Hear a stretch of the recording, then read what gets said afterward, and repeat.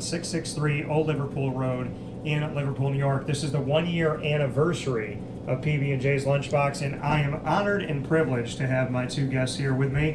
We have Coach Hicks. Now, we talked about this off the air, and I'm going to say it on the air.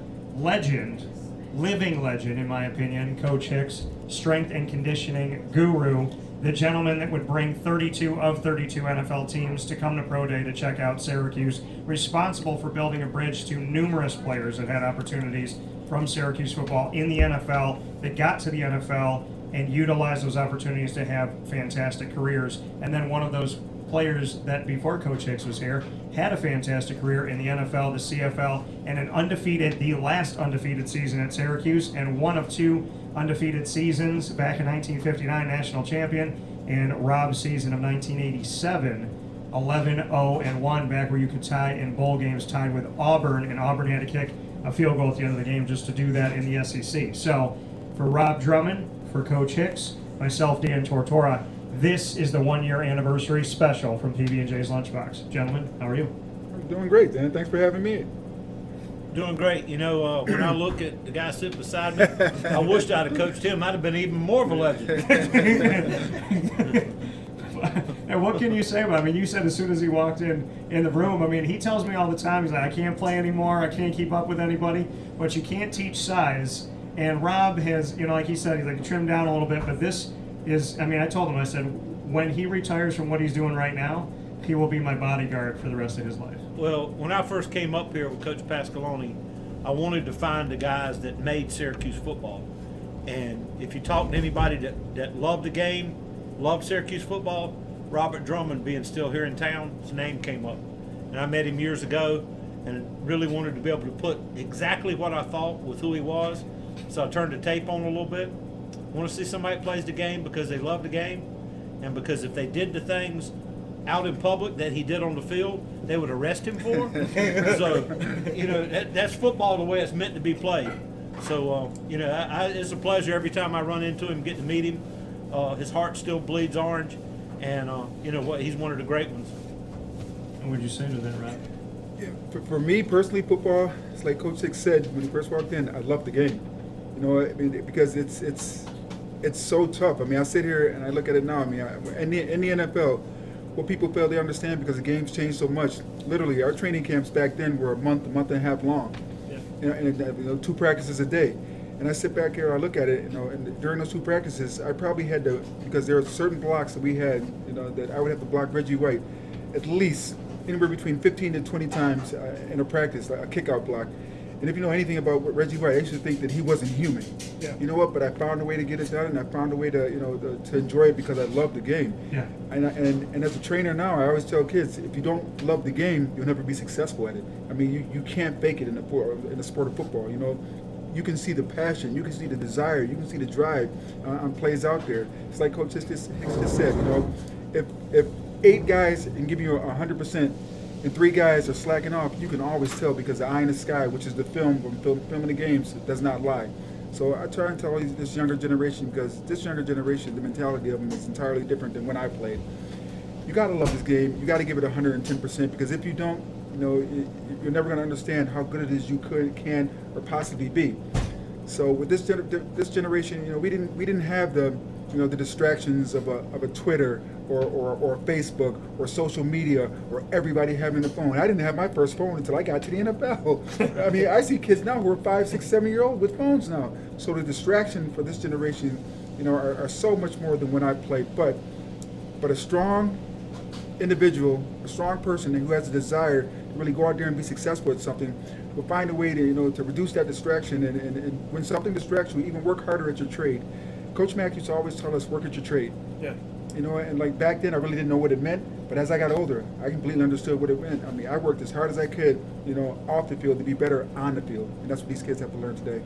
Well, speaking about phones, my first phone was the dimes you carried in the console of your car in case you had to pull up to a payphone. So, and then when they went to a quarter, it made it easier. Only had to carry one, just cost more. But you know, when you talk about that, you know, I'm from, you know, North Carolina. Wasn't a great athlete. Got a chance to play just because I was stronger than everybody else. Football was my ticket to something different. But, you know, the way I look at it, I've made my livelihood doing it. I've got to impact people doing it. My father passed when I was very, very young, and my high school coach basically did everything for me. And I knew at that point that I had to do the same thing. I had to be a coach of some sort to give back. But I don't think it's possible for all of us that have done what we've done with the game. We can never give back to the game as much as the game has given us. Even though we try to. We want to be involved. We want to help the younger people go forward. We want to give back to the game. But if you will allow yourself to become a true student of the game and play the game the right way, you can never give back what the game gives to you. But just like you said, back when training camp was 6 weeks long and you practiced 2 a days, you had 3 a days, and what they considered a walkthrough was really what now they call a practice. If you didn't love it, you couldn't survive. But if you could survive, there's nothing that'll get you. You'll be successful in life. You'll be successful with your family. And it's all because of the accountability and the things you learn by playing probably the greatest game's ever been. I agree. I mean, it's just people see. I mean, like the glitz, the glamour. You know, you turn on the television. You know, you watch a game for 3 hours. You're like, oh, that was cool. That was so much fun. They have no idea how much those kids or those men on television prepare for that game. It just doesn't start on Saturday or start on Sunday when you turn the game on and and the bell comes on in college. No, there's so much preparation. There's so much practice. There's so much sitting in ice tubs, you know, and getting your bruises and your bumps, you know, just healed. And there's just so much preparation that goes into the games that you have to love it in order to be successful at it. And if you don't love it, you can tell. I can look at someone like an Antonio Brown and tell you that he doesn't love the game just by the silly things he's doing. There's nothing wrong with Antonio Brown. He's just a diva, you know, and it seems like this era of athletes becoming more divish than back when I played. I played football professionally 15 years because I loved the game. When I didn't love it anymore, I walked away. That's how you can tell, you know. It's just you do the extra things when you love something. And that's not just sports. That's any job, that's any family member, that's anything you love to do and you have passion for, you're going to give it 110%. If you don't, you know, you're going to, excuse my language, but half-ass at it. You know what? And football is something that if you half-ass at, you're going to get hurt. You get hurt seriously. So I implore anybody that ever wants to be involved in this game, you got to love it first. Find what you love about it and build and expand on it. Well, you know, me being a strength and conditioning coach, you always got to believe that you can control the controllables. Yes. You can control how hard you play. You can control how good a shape you're in. You can't control the talent level. You know, everybody knows the definition. True character is what you do when people aren't looking. And anybody's familiar with Muhammad Ali, he said he never won championships in the ring. He won championships at 5 in the morning by himself doing his road work, getting ready to go in the ring. And you know what? You don't hire a lawyer that doesn't read the right books. You don't hire a CPA that doesn't have the right calculator. So you're not going to hire a football player that doesn't give it his all. I feel like I can just sit here and watch y'all go back and forth with this. but I love it. It's like, I feel like I'm the Ryan Seacrest, right? I'm here, like, welcome to American Idol. You guys take it away. No, but but you got the good-looking shirt. I'll get you on. I'll make sure I set you up. But I mean, the reality is, I wanted you both to be here because you both individually touched my life in a special way. Rob, we met when I came back here in like 2011. We met at a golf tournament, and I remember it was after the golf tournament, and I had my tablet, and we were filming a video interview. It was dark. We were sitting, and I just remember after talking with you, I was like, you know, I really appreciate it. I hope we keep in touch. And then I called you the next day, and I said, I hope this isn't strange, but I was like, I like you. You know, you just seem like a good person. I want to be around. You're like, I like you too, and I like saying no to the media, but I don't say no to you. You know, you said that, and we built that bond and that relationship, and in this, you know, decade of time, I've gotten to know who you are as a human being beyond football, and it makes sense to me why you fought so hard in football, because you fight so hard in life. And the battle that you had to fight with your father being murdered, I mean, that in and of itself, there's nothing that's going to be bigger than that. There's nothing that's going to affect you more than that, and it's made you an even better father. And then Coach, I mean, we got to meet, well, you know, obviously in your time, me coming back here, you were here in strength and conditioning and training different guys and whatnot, and I always wanted to say hello. I was always moved by the fact that Coach Hicks could, unlike Syracuse, New York, pulling in 29 teams, 32 NFL teams, all of them being here, and I love seeing my Jaguars here. You see the Dolphins. You see teams from all over the country. And I kept thinking, he must be doing something right. He must be doing something right. And then you hear the guys talk about you and training and different pieces and whatnot. And I never knew if I had left any type of impression on you, but you left one on me. And then I come out of the press box and I'm walking, and it's after the game, so most of the fans are gone.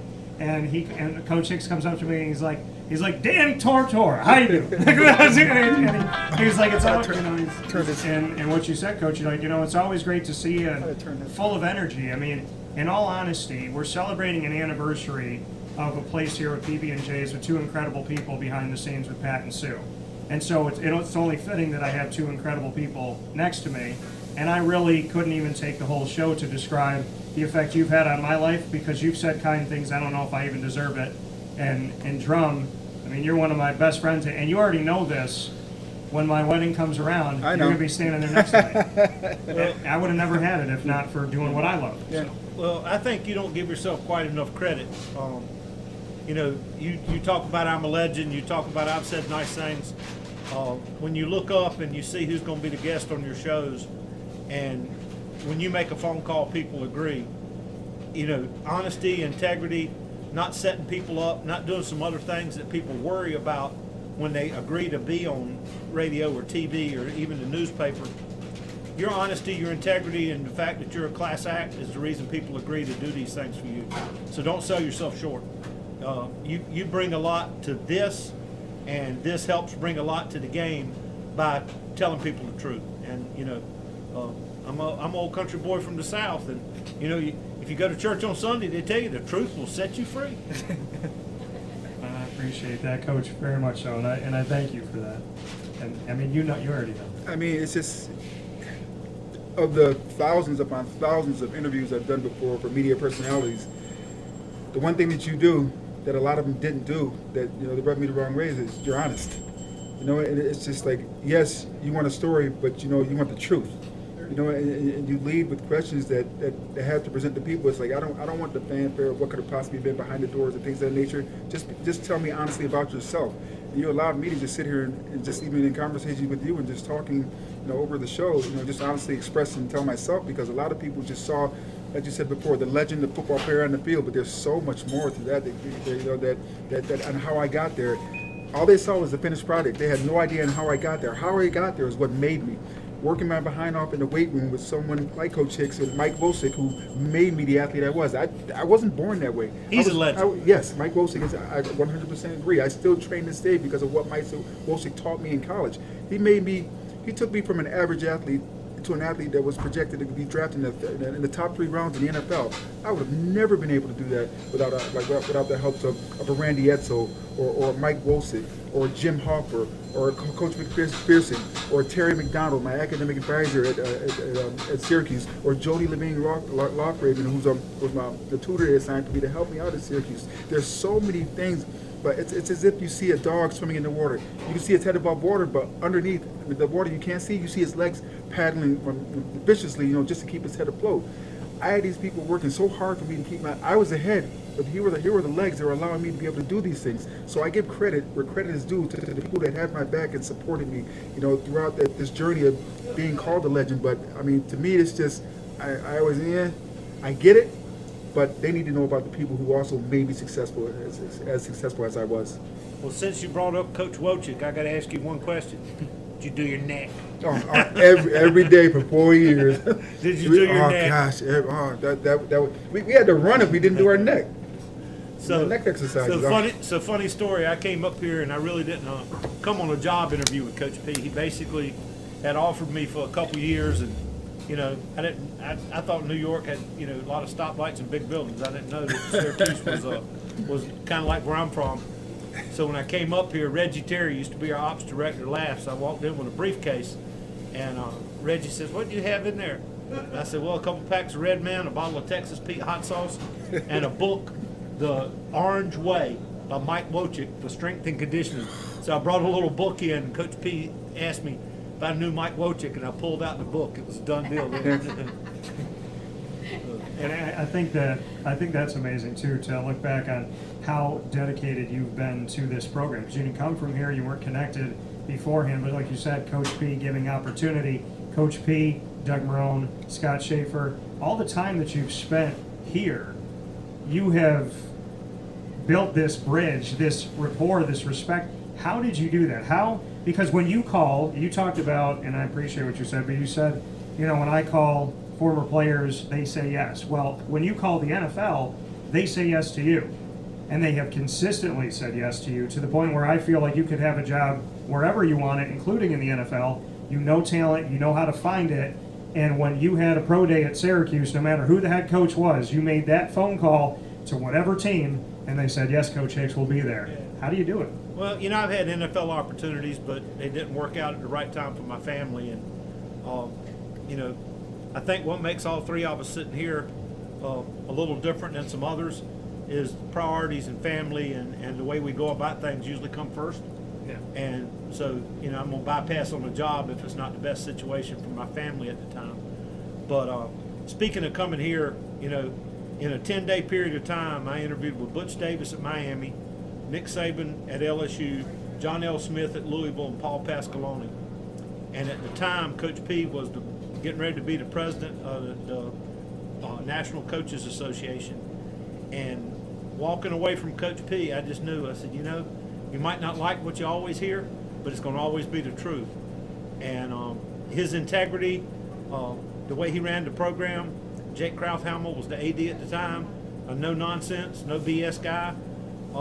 You know where you stand with those guys, and you know, I'd rather be told what I do wrong than not told anything until it's too late. And the one thing with Coach P is if it wasn't what he liked, it didn't take him long to let you know. But it was always for the good.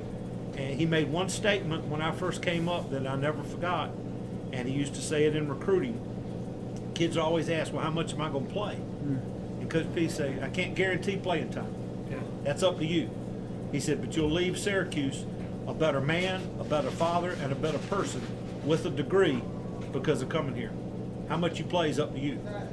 And, you know, Syracuse has kind of always been that way. We're very good academically. We graduate our players. And we usually, if you're not pretty high character and can't handle being a man, it's hard to last in the Syracuse program. I completely agree.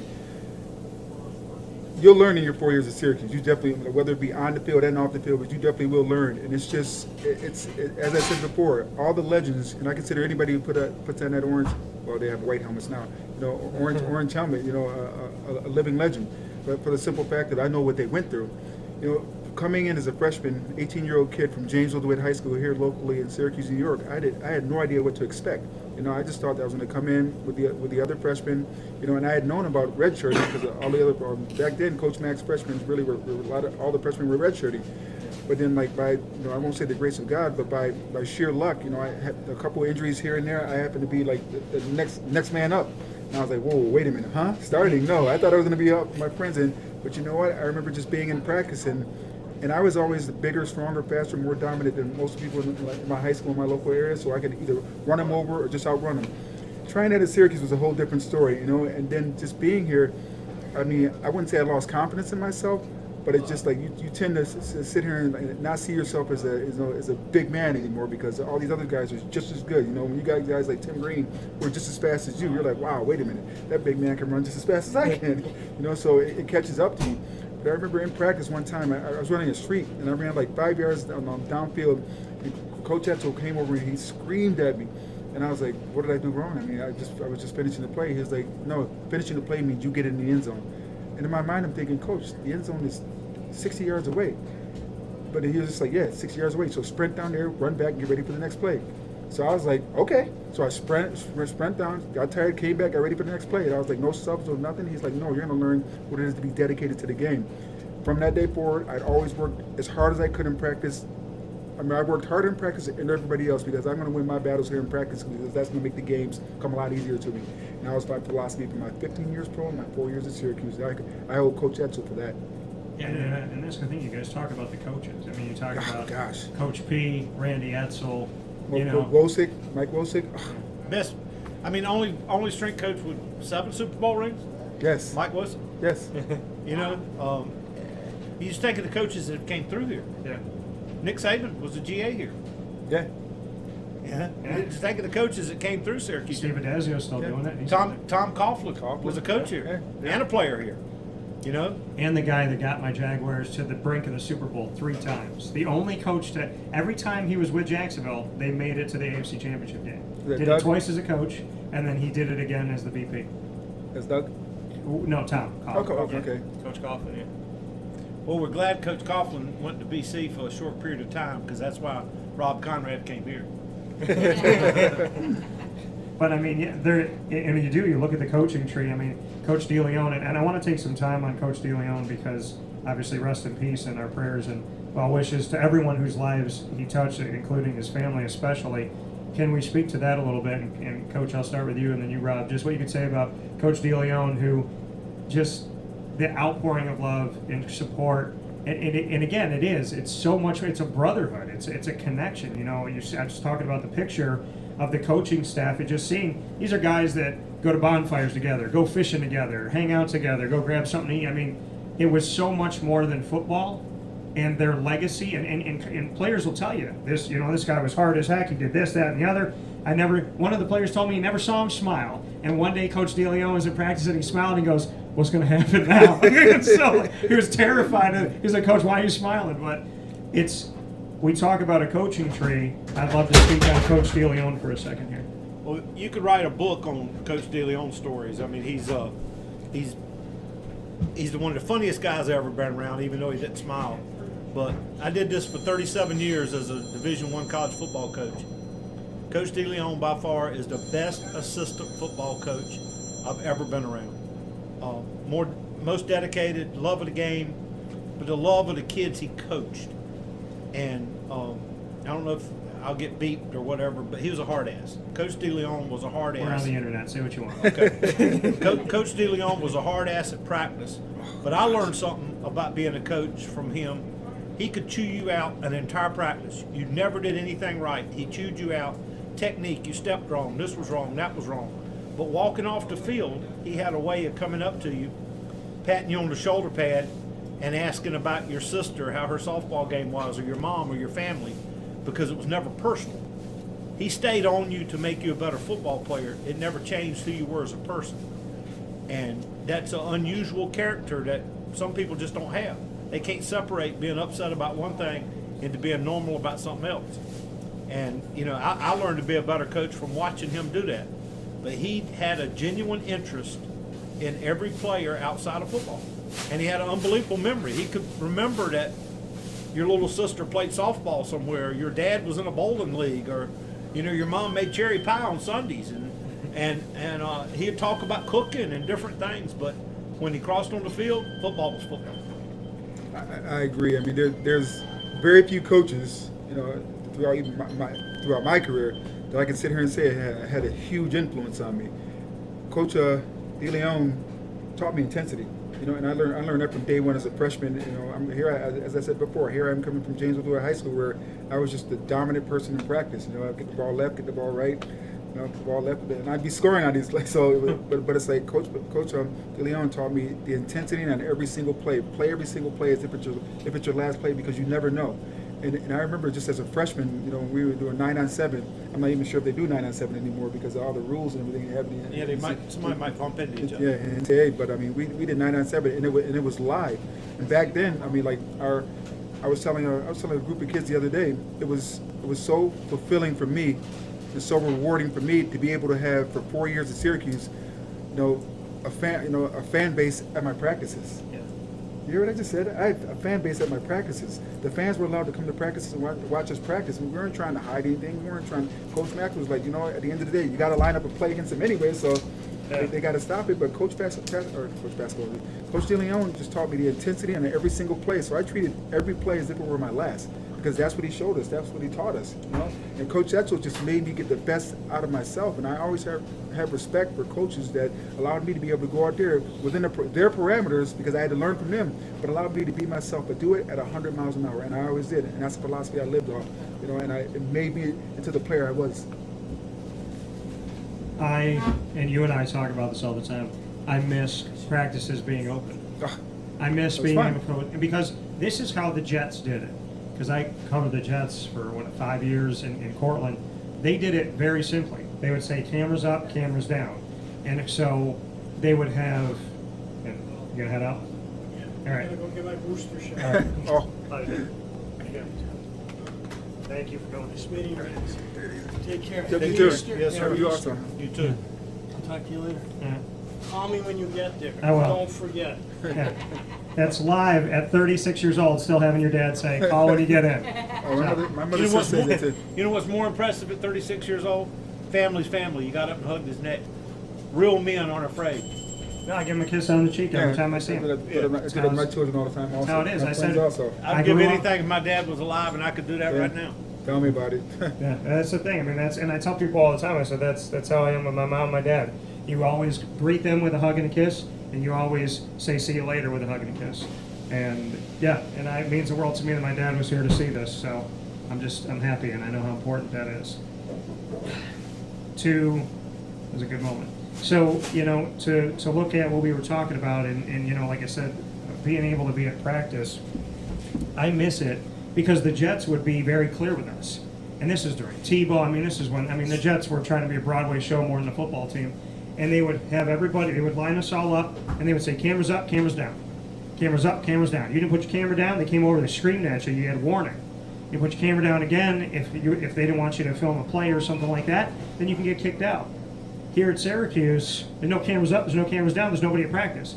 I loved, under Marone, we got to go to practice for an hour and a half, and if anybody broke the rules, because you weren't supposed to talk about injuries, this, that, whatever, if you break the rules, then kick that person out. But don't kick us all out.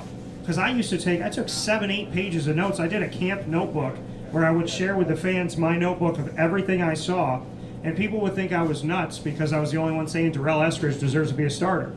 And everyone was like, well, nobody else is saying that. He was the only person that could stop Ashton Broyle in practice, and Ashton Broyle was fast. And so I would say, well, he's going to be a starter because I saw this play, this play, this play, and this play. And then at the end of the season, he ends up being a starter, and he goes to the NFL, and he plays for the Cardinals. And then there was other guys that I'll leave unnamed, but they came in with a lot of hype. And they said, Dan, why don't you ever talk about this receiver? I said, I haven't seen him catch a pass. He literally dropped 4 in a row. He's not going to make it. And then he was 6th on the depth chart, and he was gone. That's what I miss about practice. I miss just watching. And I told coaches countless times. I said, I told Nate Hackett, who just got the job with the Denver Broncos, and we've been good friends for a decade. I told Coach, I said, if you ever want at 3 o'clock in the morning to watch film, and we happen to be in the same place, I'll sit with you and I'll keep you up. Let's grab a slice and do what we got to do and stay awake. But I miss being at practice, and you talk about it all the time, that you had fans at practice, you still had to beat them, right? Yeah. And that's what I miss, is just being able to tell the fans, because what I can't stand is in the fall, they say, Dan, what about this, this, and this? I said, you know as much as I know, because I haven't gotten to see anything. And I miss that. I miss seeing a guy grow and mature. I miss grabbing Coach Hicks and going, okay, what are you seeing from Sean Tucker? What's he doing differently? Because the few moments we get to be at practice, first thing I turned and I looked at Sean and I went, wow, his body changed. He changed his whole body. And and I say it all the time, he reminds me of you. Because he's calm, he's cool, he's collected, he doesn't say much, he just wants to go to work, he likes the contact, he knows who he is, he's got a chip on his shoulder, he's not a stars guy, and he knows how to do it. He's a lunch pail kid, and that's how you were. So I miss those moments where we actually just got to stand there and watch. I don't care if it was, when I went to the Jets camp, it was 91 degrees a day, and I didn't care. I mean, for me personally, back in the days when we were real good, having fans in the stands during practice just showed that they supported us, and it made us as players, want to go out there, not just win for ourselves, but also win for them. At the end of the year, give them give them a reward, and their reward was us going to a bowl game. Now they just happen to get the national championship and things of that nature, but now it's a reward for your fans, who are supporting you to be able to go out there and win enough games to take them to a bowl game. Because we all know how winners there in Syracuse are, So for them to go in January, this late December, January, to be able to go to a bowl game, that's a reward for them for supporting us.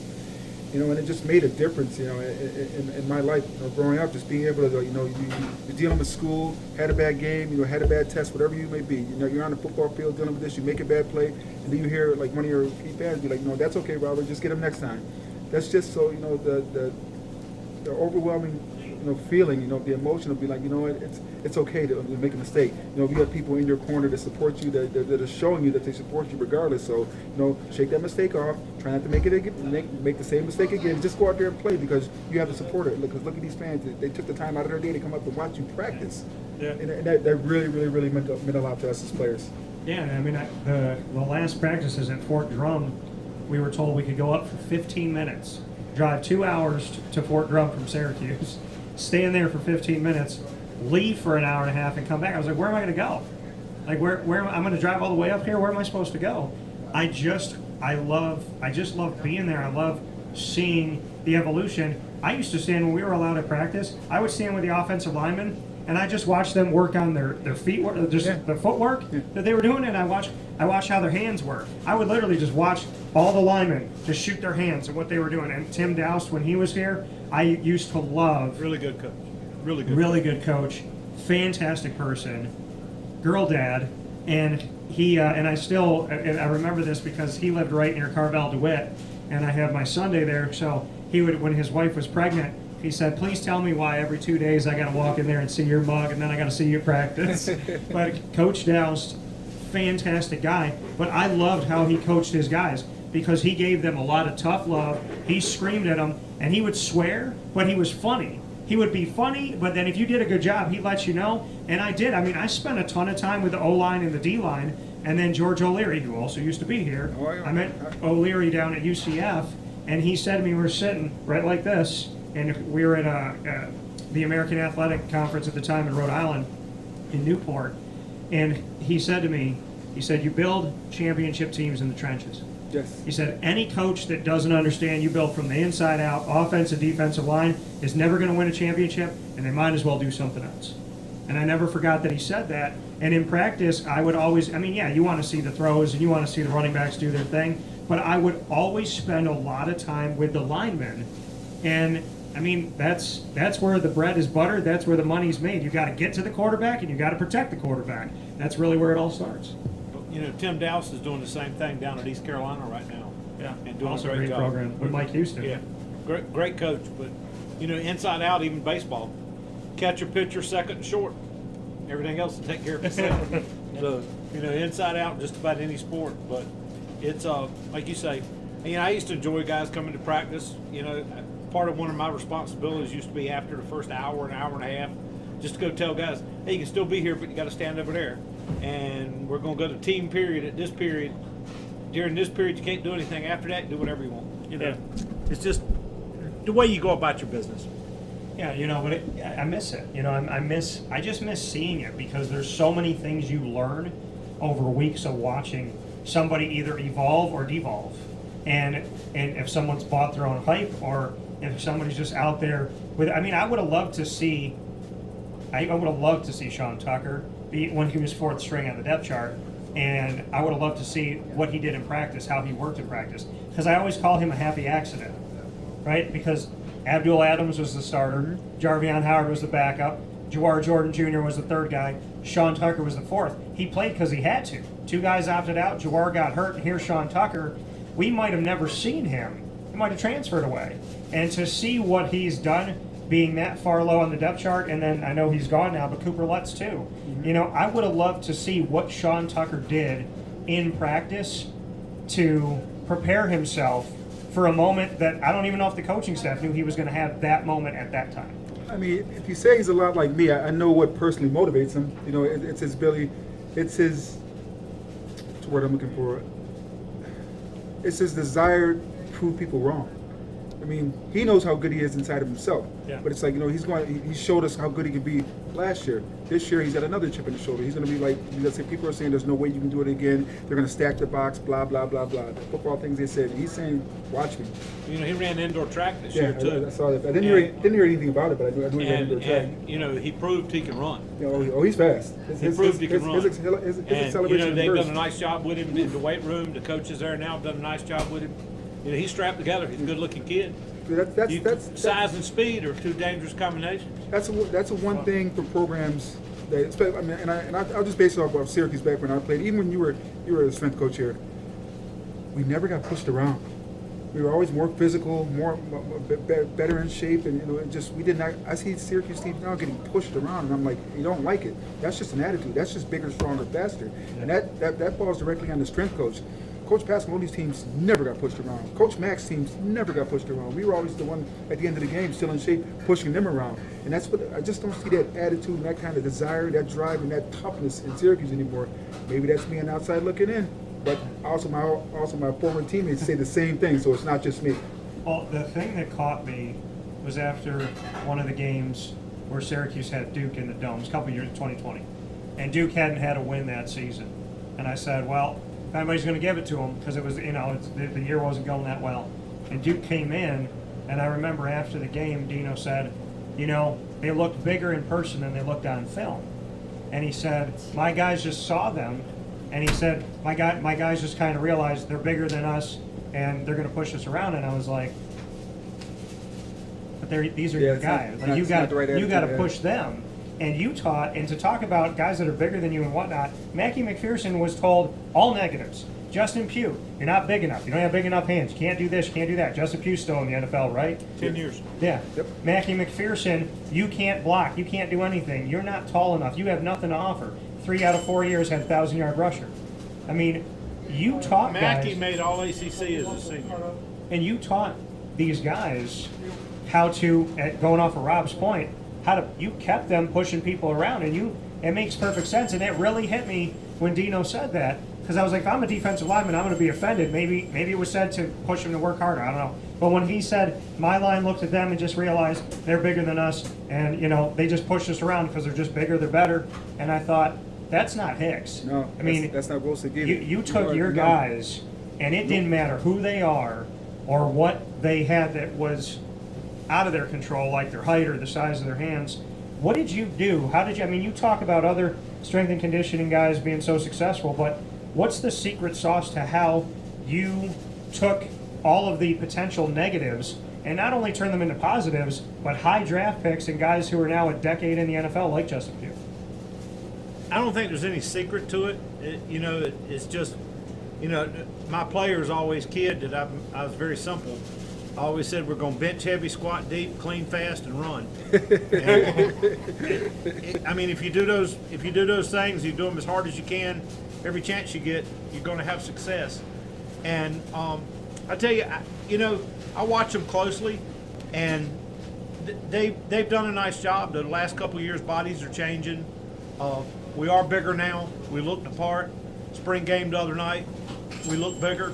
I'm excited to see what the future holds, and we got a couple true difference makers, and Sean Tucker being one of them. And I think too, and you and I have talked about it with Pro Day, is that there's guys that are learning how to be hybrids. And going into Pro Day, the first thing I saw, and this is from years of covering the NFL, this will be year 12 of flying back and forth in some respect to Jacksonville to cover the Jaguars and being around the Jets and the Dolphins and the Bills and other teams. When you see these guys in training camp and you see them on NFL rosters, these hybrids guys are learning how to be hybrid. Kingsley Jonathan and Cody Roscoe. Roscoe had a great pro day. He did. And they've changed their body.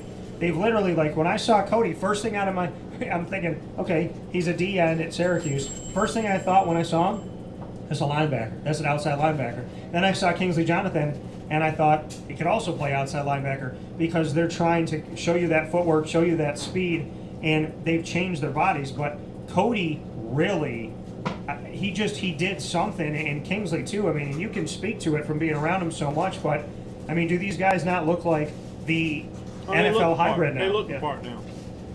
And you don't look that way unless the good Lord made you that way. It takes a lot of work to change your body, and they've worked hard at it, and they've done it. Just talking about that, it just popped into my head.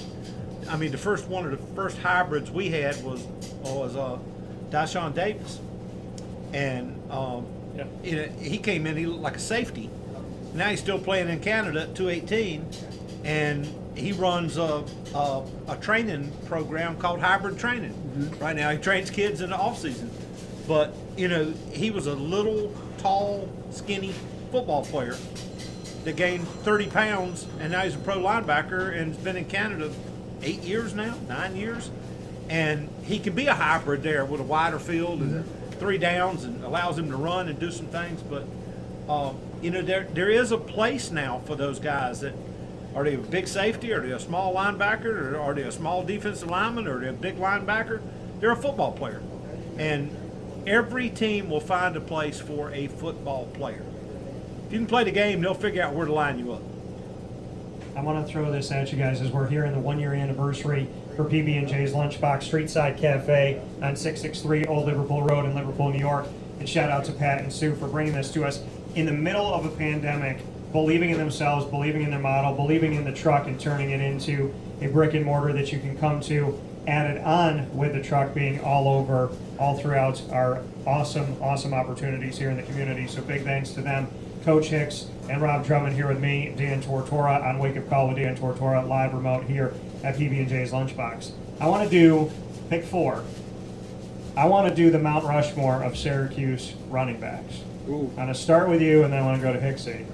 But I want to do, because quarterback-wise, the Mount Rushmore, if you have to pick 4, it's like, it's easy to go. I mean, for me, I go Marvin Graves, Donovan McNabb. I put Dungy up there.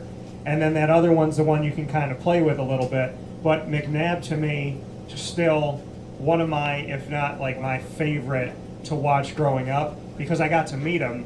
And I think I told you the story. I don't think I told Coach Hicks, but Donovan was working at Tully's, and he was a host.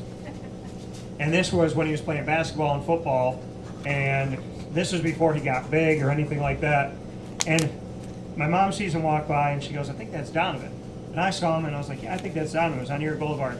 My dad goes, "There's no way that's Donovan McNabb." We're like, "No, we think it is." So we're going to leave. My mom goes, "I'm going to ask him." And knowing my mom, like, she'll talk to anybody. She grabs his arm, she pulls on it, she goes, "Are you Donovan McNabb?" And he looks at her, and he goes like this. And so he takes, she's like, can we just get an autograph, whatever? And I still have it in my studio right next to my Floyd Little hat.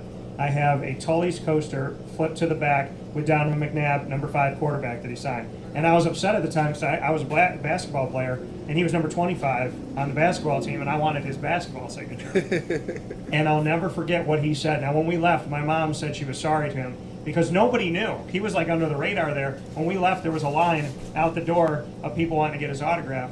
He said something to me.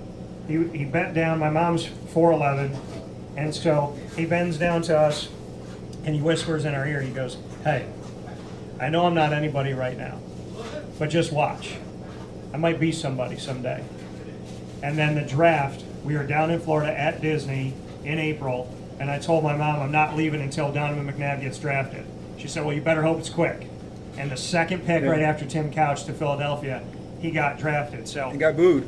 and he got booed because they wanted Ricky Williams, and they had the Ricky Williams jerseys already, the 34s. But I always say to Philadelphia Eagles fans, I always say to the fans that booed Donovan McNabb, I always go, name the quarterback before him. 90% of fans can't do it because it was interchange. It was just guys constantly rotating. But that's an easier Mount Rushmore to do. I want to know your running back one. Mine are easy. My running backs, and I factor in a lot of things, me personally, that helped me along the way as a running back at Syracuse myself. Just for it gave me the lessons and the business to be able to go out there and work as hard as they did. But it's Floyd Little, Jim Brown, Ernie Davis, Larry Zonka. For the simple fact of Floyd, just getting to meet Floyd, knowing Floyd as a mentor and things of that nature, Floyd was always, even when he'd come to practice and talk to us, always calming, even me, DJ, and Michael Owens at the time were so hard on each other, because we wanted to be, we were the biggest backfield in the country at the time, with DJ the fullback, and Michael Owens was just not as tall as me, was just as big as me, but we just wanted to be the dominant force that allow our team to be able to win. And we know that with a ground game, you can punish teams, you can wear teams down. So that's what we wanted to be, And then with Floyd, just the charismatic, just kind-hearted person on a football field was a terror. Jim Brown, raw power, was a terror. Ernie Davis, just what he did as a football player. And then Larry Zonka was just, in my eyes, was just the epitome of what a running back, should be, and not just straight speed, and just sweep to the outside, but who can run between the tackles and get you those tough yards when needed. And I always wanted to be that running back, to be able to get my team those tough yards when needed to get a first down, because a first down does what? Moves the chains. Moving the chains does what? Get you down the field to score touchdowns.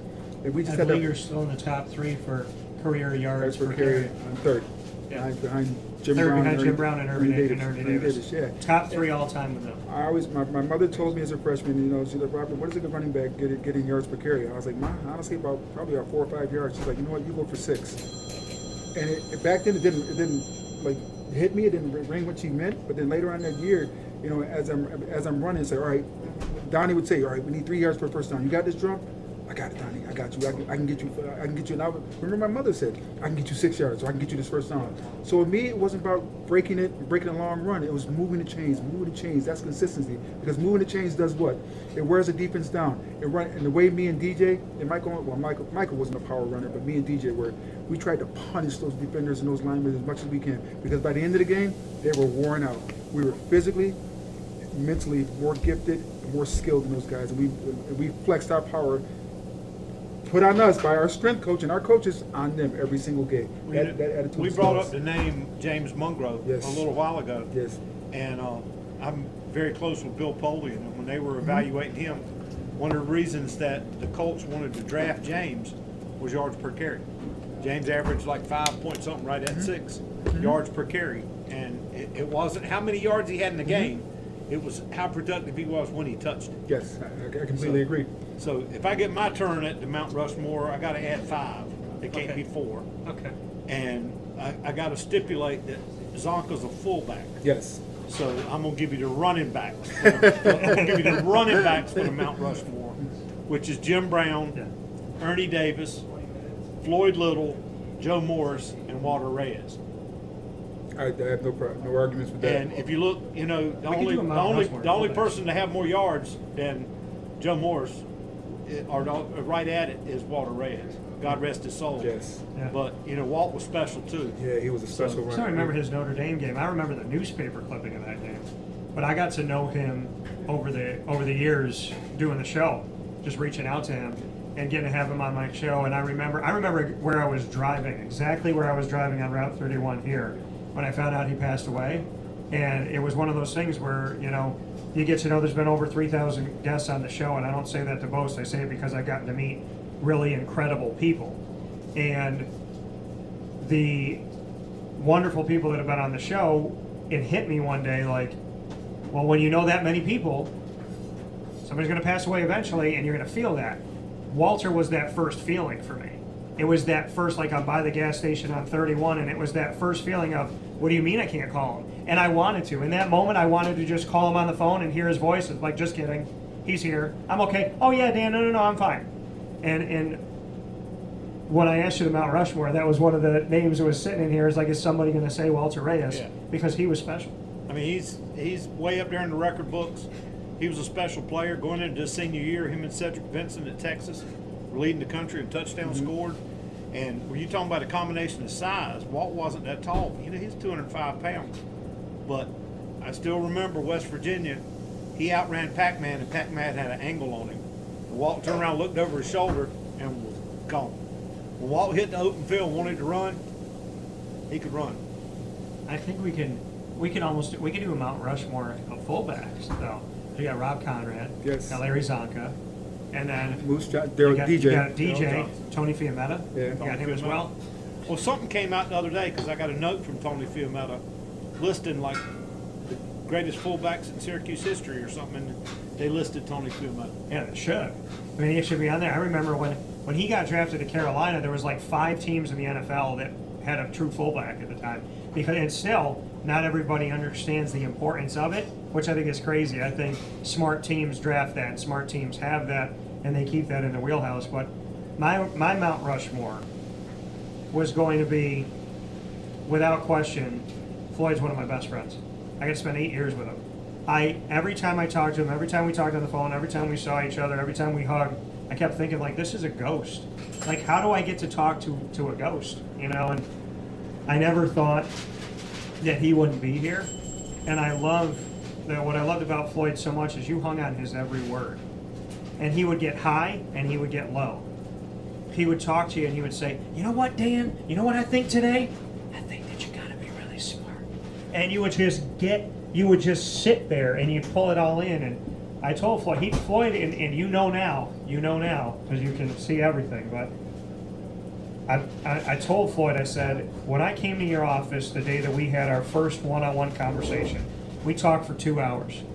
I recorded 45 minutes of it. The best part of that conversation was between him and I left it off the air. He told me that I was at a crossroads that day. I was deciding, am I going to leave the radio station I'm at and start my own business? What am I going to do? Am I going to go somewhere else? Floyd called as a referral for me, called places, and said, wherever it was in the country, I'll call, I'll let them know who you are. I'll never forget that he was on the phone, and I don't know who he was talking to, and I looked at him, and I was emotional that day, and I had a lot that was really just sitting on me, because I love doing this, but I knew I wasn't in the right place. And Floyd looked up at me, and he said, you got an aura. He's like, you got an aura about you. He goes, not everybody has the energy that you can see it. He goes, but I can see it. He goes, and I know you're going to be successful. He goes, I know it. I know you got this. I know you're going to be successful. Shortly after Floyd and I had that conversation, and I talked to my parents and I talked to my G-Mama, I started my business at 26 years old, and it turns 10 years old today. Floyd was one of the integral parts of helping me to believe in myself the day that I needed it, at that fork in the road. So he is on my list for 1,000,001 reasons. Jim Brown, getting to interview him and getting to sit right in front of him and talk to him, insane to me. Ernie Davis, crying over and caring about somebody he didn't even get to meet. And my grandmother's such a fan that I asked G-Mama, I go, you remember Ernie Davis? And I started describing, she goes, of course I do. She loved that. She loved everything about Syracuse football, Syracuse basketball. So Ernie's on that list. And then my fourth, who I also got to talk to, who I can't even believe he doesn't get the respect that he deserves here. He deserves so much more. Joe Morris. But Walter Reyes was on my brain for that too. And so it's easy to do the three. It's hard to choose between Walter and Joe. So I did 5. That's smart, but there's no reason why Syracuse, and I've said this over and over again, we've talked about it, why Syracuse can't be RBU. I said if they scratched everything, Orange is the new fast, threw everything out the window that Dino set up to this point, and said we're going to be RBU. Look at the history. I talk to kids now. You ask a kid on the recruiting trail, what do you know about Syracuse? I don't know much, but I saw The Express. I saw the movie The Express. And they'll tell you about that over and over again in Ernie Davis. They know about that. There's the history of RBU. Sean Tucker's doing what he's doing now. I say scratch it all, throw it all away, RBU. And if you sell the history of Syracuse and you sell Sean Tucker, you're going to get some running backs to come here with some chips on their shoulders. But they don't want to sell the history of Syracuse. They want to do it their own way. And hey, one winning season in the last 6 years.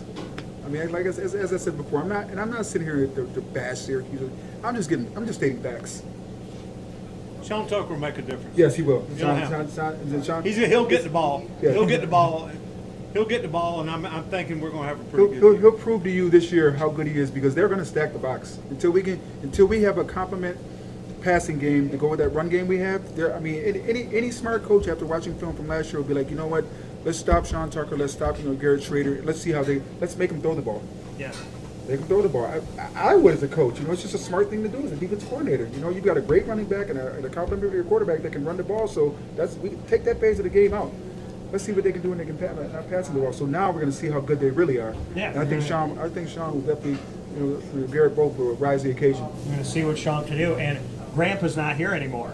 Aaron Service, the grandpa of the offensive line. It's funny because Chris Bleich, he didn't know that I said it. I didn't know he said it. And he's like, we call him Grant. He goes, I call him Grandpa in the locker room. I go, I call him Grandpa. He's been here for 6 years. But without him with Aaron Service being gone, we were talking about the line. Matt Bergeron stepped up. Chris Bleich, and they keep telling me, they're like, listen, that man is hungry. He's coming off injury. He's a good player. Yeah, a strong player came from Pennsylvania, and is a guy. He's healthy. He can play. And play, is there with the Gators. So there's guys that I'm excited about. Enrique Cruz Jr., some of the young guys I'm excited to see.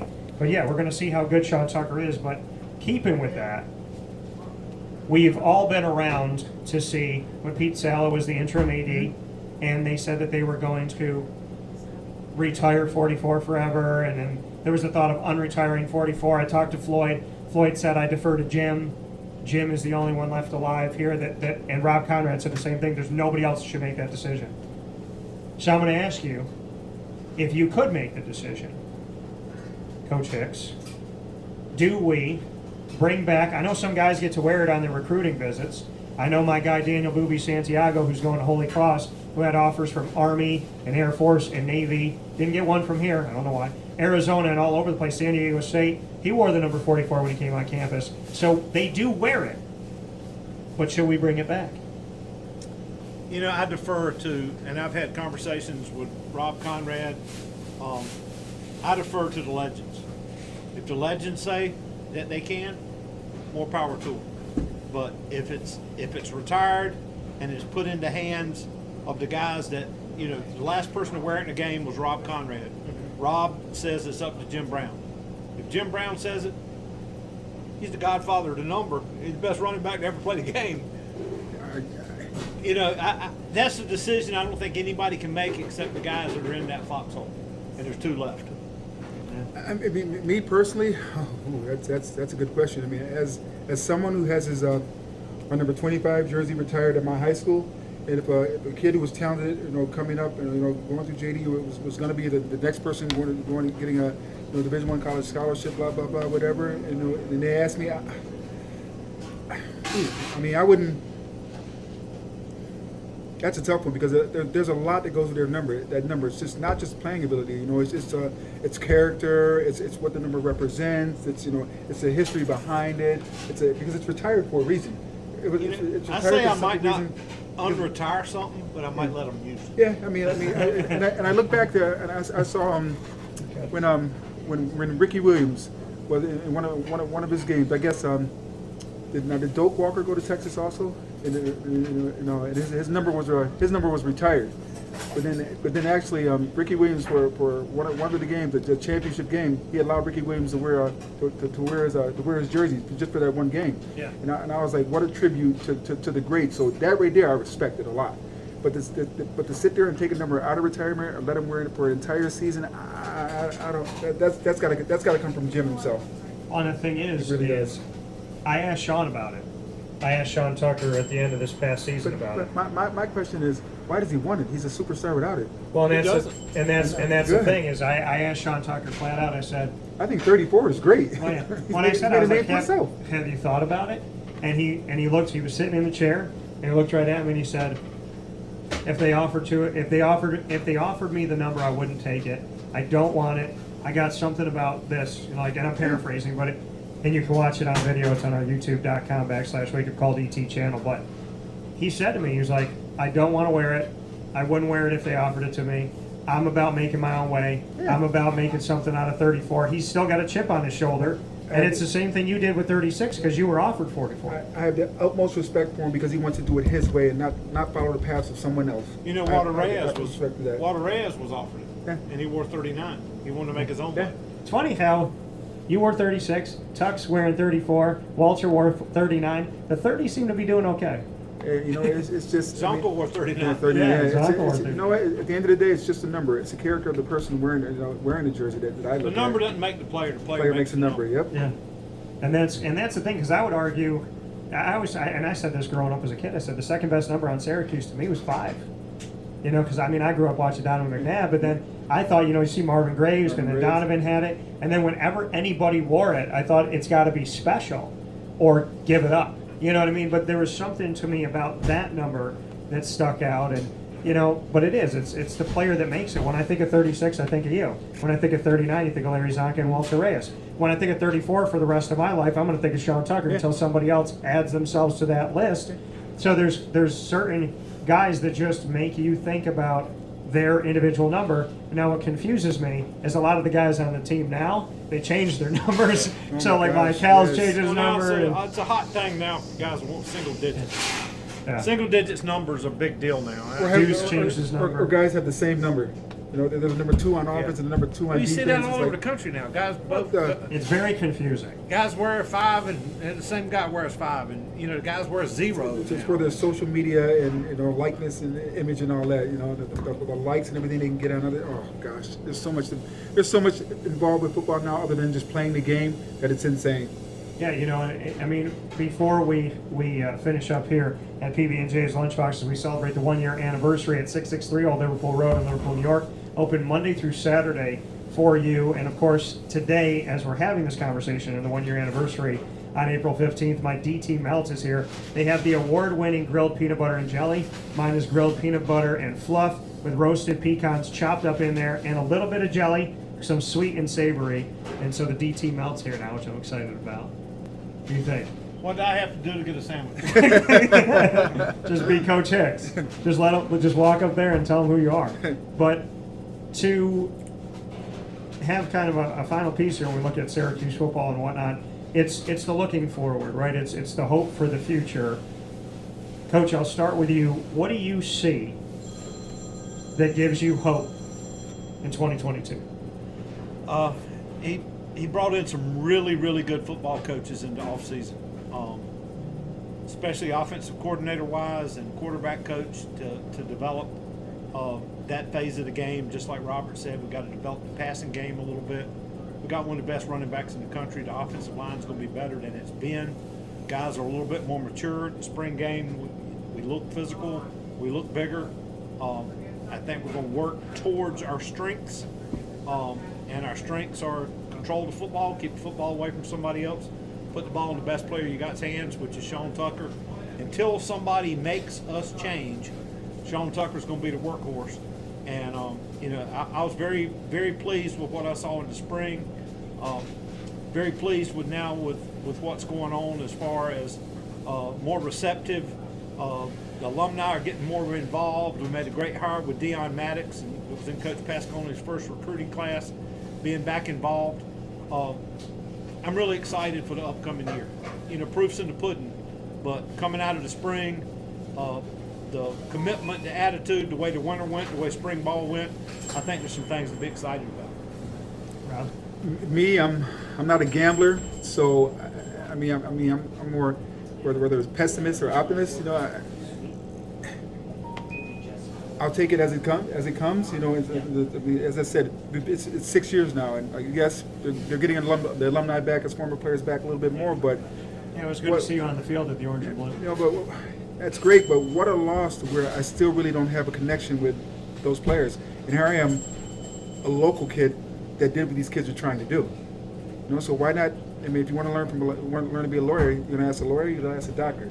If you want to learn to be a doctor, you're gonna ask a doctor. You're gonna ask a lawyer. It's like have these kids around people that have done it before, that have been successful in football, been successful in business, been successful in life.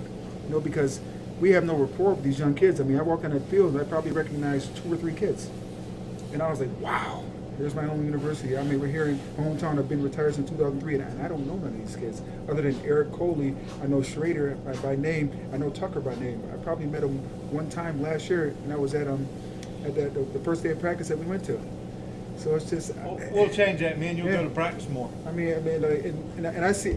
I don't mind that. I don't mind that at all. I mean, but I'll see these kids out, and they always tell me, say, you need to come and talk to us more. We need to hear the stories, and it's not just the lessons. It's just the stories we have about life that we can teach and give these kids a smooth surface as opposed to the speed bumps that they're going to have.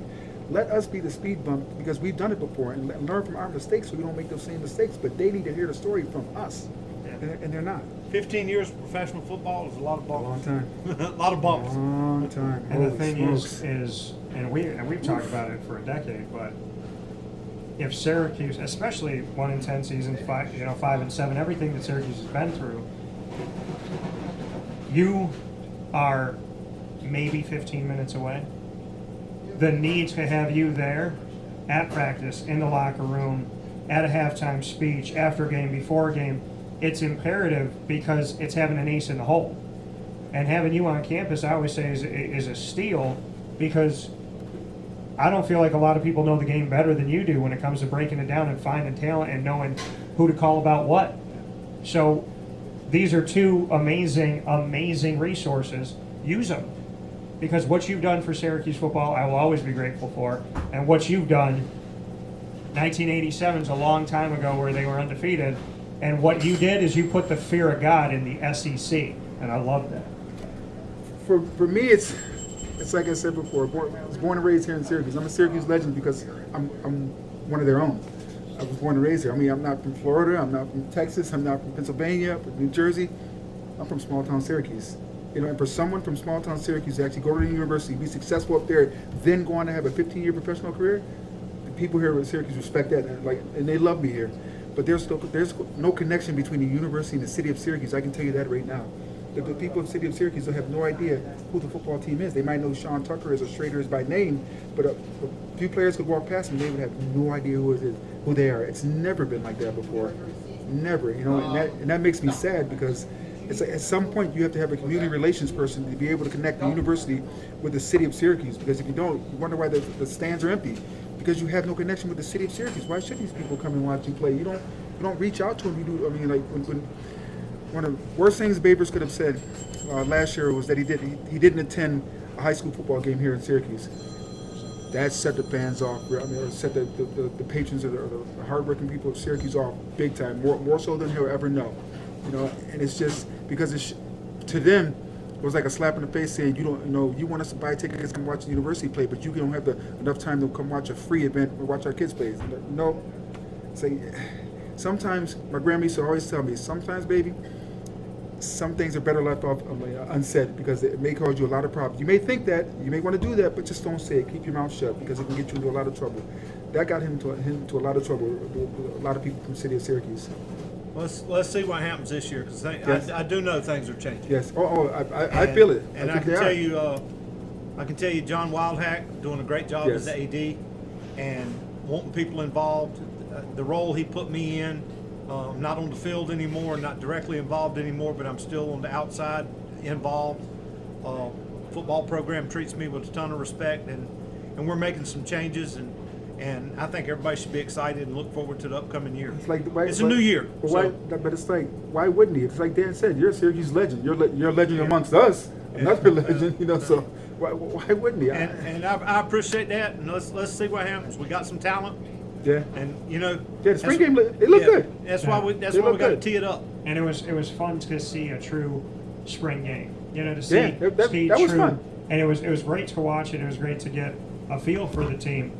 And what I will say to Coach Hicks' credit, and you both brought up Deion Maddox, is that when I talk to any of the Syracuse football alumni, any of them, they only say two names: Coach Hicks, Deion Maddox. Yeah. I'm happy they called us. Yeah. I'm happy they reached out. You have done a heck of a job at working to build a bridge, and Deion has too. And it's getting noticed. So like you said, things are changing, trying to do that and whatnot. They're seeing it, they're feeling it, and I want to thank you for that. You know, I thank you that we get to see, Donnie. Yeah, obviously Donnie likes to be here, but to see Eric Dungy come back, I saw Donnie. It's really nice that, like you said, when I call people, they answer, they say yes. Well, I can't tell you how many of them I've had on the show, and they say, I love Hicksy, I love Deion, I'm so happy they called me.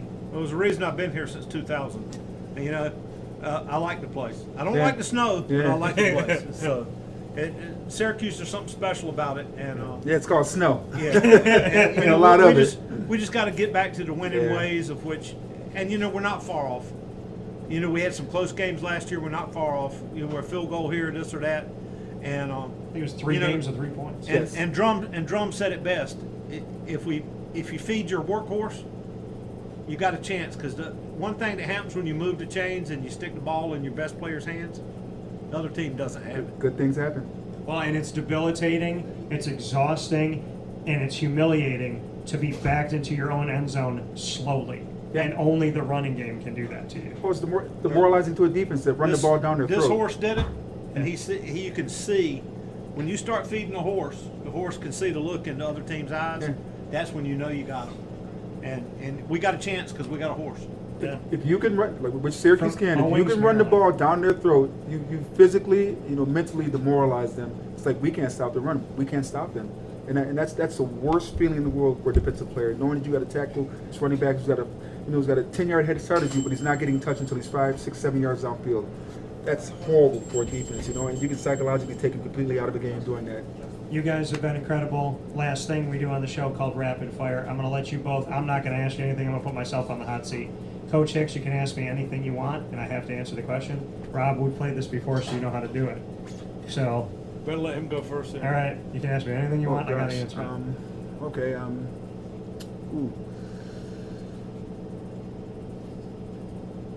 had an interesting question.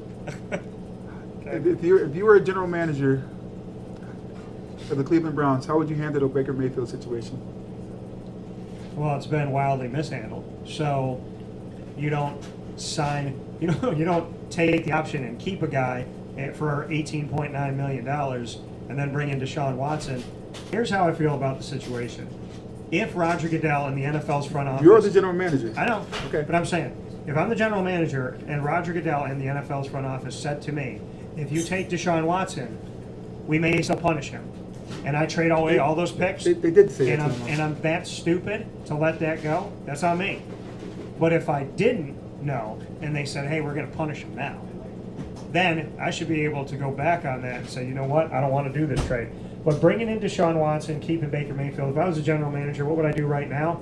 I would trade Baker to a team where he's got a chance to have a future because I just mishandled him. I misled him. I lied to his face, and he deserves better. That's what I would have done. Why is the team going to eat that $19 million contract? Why sit that kid on the bench when you lied to his face? Here's the thing. There's a reason right now he hasn't been traded. No team wants to trade. They don't want to eat that $19 million.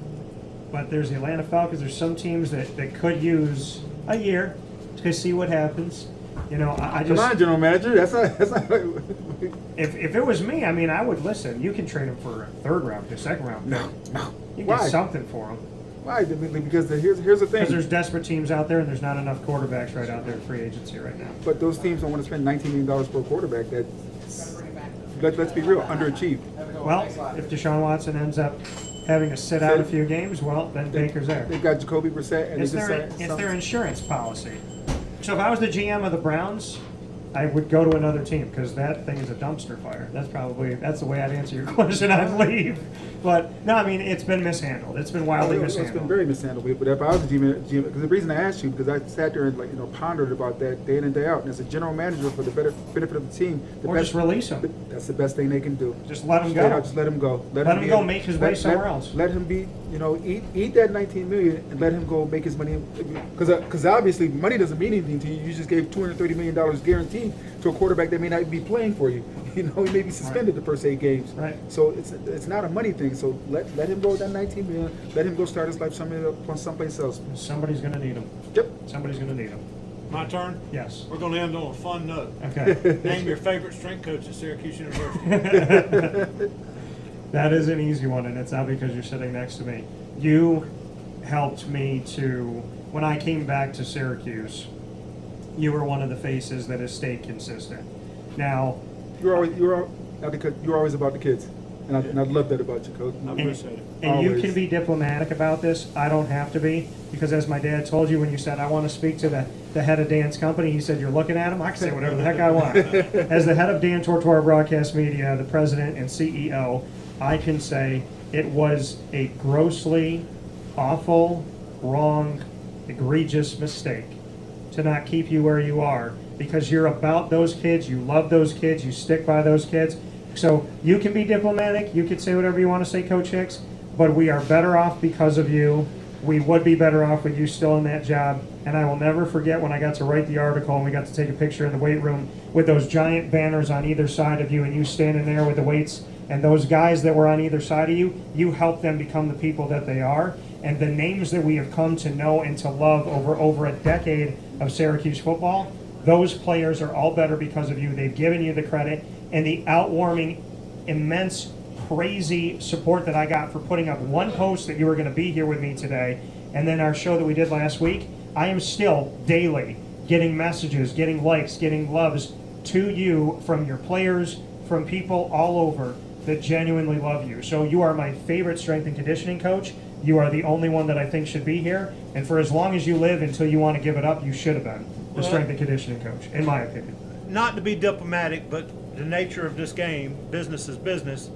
And you see it happening right now, like the strength coach at some schools is the assistant head coach with a coach. So your strength coach has to be somebody you're familiar with. Yes, I agree. Has to be somebody that the head coach can rely on. Somebody you completely respect. And, Coach Babers treated me with ultimate respect. Coach Babers was very, very good to me and told me he wants me around in the role I'm doing now. And I went and did some Olympic sports and actually had a blast. Some of the hardest working athletes I've ever seen were our girls tennis and rowers and all. So it's not a diplomatic answer. It's part of the game. Everybody has a different system, and to run your system, it needs to be somebody everybody's familiar with. I appreciate you saying that. I'm totally supportive in the decisions the university made. And you know what? They're really good to me. I'm still here. I got on a fancy jacket that has Syracuse on the inside. And you know, I still got a roof over my head and food on the table, so I'm doing great. You got a lot to, you know, I mean, you mean a lot to us in this community. Anybody that's smart enough to know anything about Syracuse football, it starts with Coach Hicks, in my opinion. And I appreciate it. I would have loved, I think it starts with Drum. No, but I'm saying when it comes to strength and conditioning, you are, there is no, I mean, I know that you talk about names that come before and whatnot, and I respect all those people. In my world and in my time since my return from working in Orlando on ESPN, it's been you, and to me, I mean, if you could be an NFL scout, you could work for any one of those 32 teams, you could go around the country and do something. There's something to be said about Coach P. He's always got a job if he wants one. I feel the same way about you. So you deserve that accolade because you've worked hard for it. Anybody that can influence young adolescents, into being able to get more from themselves, especially in the weight room, because it's hard, I mean, like squatting and benching and plyometrics, and it's so tough on your body. But a good strength coach has the ability to sit there and and be a father figure to you, but also get that work ethic out of you and have you push yourself. Learning how to push yourself once you get to college is the hardest thing you ever have to do. And a good strength coach in the weight room, whether it be running and sprints and things of that nature, always brings the best out of you. As I said before, Coach Hicks came a little bit after me, but Mike Wilson, I owe everything I am as an athlete to Mike Wilson, from getting me into a weight room and getting me out the sprinting and getting my speed up, getting my vertical up, getting my change of direction. He made me the athlete it was. And it was, granted, I had to have the desire to go out there and work, but I had to have somebody show me how to have the desire to go out there and work, and that was Coach Wilson. Well, I got lucky. I had good players to work with. But it's been a joy being here. It's been a pleasure. Well, thank you to Coach Hicks, Rob, as always. Drum, anytime I get to sit with you 15 years in the big leagues, it's a different animal. He knows what he's doing. So with that being said, for Rob Drummond, for Coach Hicks, for myself, Dan Tortora, this is the 1-year anniversary special of PB&J's Lunchbox. Support CNY and support local. Make sure you come out here to 663 Old Liverpool Road in Liverpool, New York. Of course, you can call them to order, and you can order on DoorDash, Uber Eats, Eat Street, and Grubhub. We thank Pat and Sue for letting us be here with them. We thank you for celebrating their 1-year anniversary. And Syracuse, we're better off in my hometown because of these two gentlemen. So we're spoiled. Yeah, we get a lot of snow, but we also get some pretty awesome